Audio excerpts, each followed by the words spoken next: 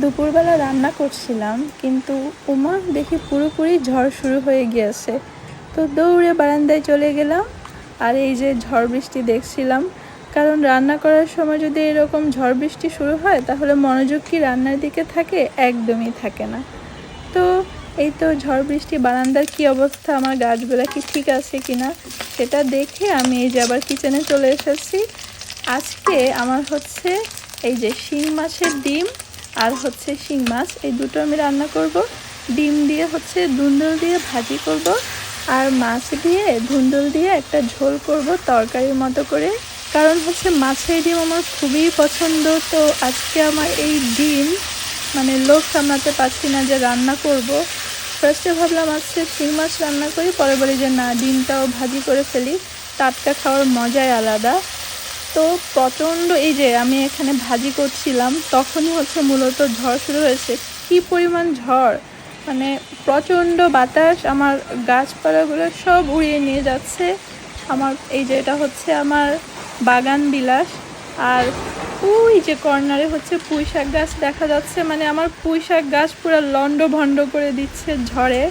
আমি এই শাকগুলো তুলবো করেও তুলছি না, মানে খুব মায়া লাগছে। আর এখন ঝড় আমার গাছটাকে একদম শেষ করে দিচ্ছে। যাই হোক, যতটুকু অবশিষ্ট থাকবে ঝড় এটাকে লন্ডভন্ড করার পর তারপর এটাকে রান্না করব।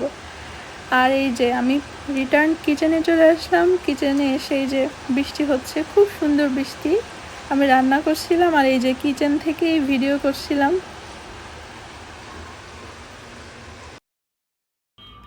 আর এখন বর্ষাকাল তো, আর বৃষ্টিটা হুট করে চলে আসে। আজকে সকালবেলা মাত্র 10 সেকেন্ডের জন্য বৃষ্টি হয়েছে। বৃষ্টি আসছে একদম ঝুম করে, আমি দৌড়ে গিয়েছি জানালা লাগিয়ে দিব, উমা দেখে বৃষ্টি চলে গেছে। তো তুই কেন আসলি এই 10 সেকেন্ডের জন্য? যাই হোক, বৃষ্টি দেখতে মন্দ লাগে না। এই ঝুম বৃষ্টি শেষে আমি হচ্ছে নেক্সট রান্নাটা করছি। এই যে এটাও হচ্ছে শিং মাছ দিয়ে ধুন্দুল দিয়ে আলু দিয়ে হচ্ছে ঝোল। শিং মাছ রান্না করলে একটু ঝোল করলে আমার কাছে মজা লাগে। শিং মাছের ঝোল মানে শিং মাছের যে কোনো তরকারি, সেটার ঝোল খেতে কিন্তু আলাদা একটা মজা আছে। তো আমি এখানে রান্না বান্না শেষ করে আজকে হচ্ছে পরোটা বানাবো। সেটা হচ্ছে ফ্রোজেন পরোটা। আমি আজকে পরোটাটা বানিয়েছি আমার বুয়ার উপর রাগ করে। তাকে আমি পরোটা বানাতে দিই, তার পরোটাটা কেন জানি খেতে মজা হয় না। ডো আমি করে দিই, তারপরেও কেন জানি মজা হয় না। তো আজকে আমি এই যে ফ্রোজেন পরোটা করে নিয়েছি। এটা হচ্ছে খাওয়ার আগে ভেজে নিব। যদিও দেখতে এমন, কিন্তু খেতে এটা খুব মজা হয়।